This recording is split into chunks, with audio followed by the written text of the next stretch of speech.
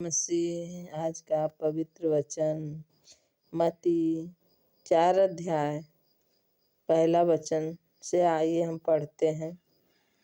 तब आत्मा यीशु को जंगल में ले गया ताकि इबलीस से उसकी परीक्षा हो। वह 40 दिन और 40 रात निराहार रहा। तब उसे भूख लगी। तब परखने वाले ने पास आकर उससे कहा, यदि तू परमेश्वर का पुत्र है तो कह दे कि ये पत्थर रोटियां बन जाए। यीशु ने उत्तर दिया, लिखा है, मनुष्य केवल रोटी ही से नहीं परंतु हर एक वचन से जो परमेश्वर के मुख से निकलता है जीवित रहेगा। तब इबलीस उसे पवित्र नगर में ले गया और मंदिर के कंगूरे पर खड़ा किया और उससे कहा, यदि तू परमेश्वर का पुत्र है तो अपने आप को नीचे गिरा दे, क्योंकि लिखा है, वह तेरे विषय में अपने स्वर्गदूतों को आज्ञा देगा और वे तुझे हाथों हाथ उठा लेंगे, कहीं ऐसा न हो कि तेरे पाँवों में पत्थर से ठेस लगे। यीशु ने उससे कहा, यह भी लिखा है, तू प्रभु अपने परमेश्वर की परीक्षा न कर।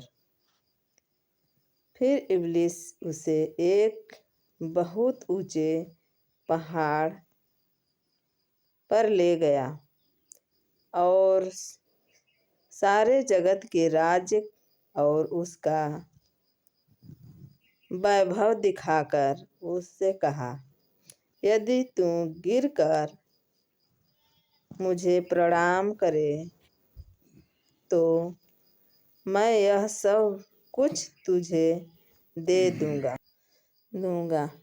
तब यीशु ने उससे कहा, हे शैतान, दूर हो जा, क्योंकि लिखा है, तू प्रभु अपने परमेश्वर को प्रणाम कर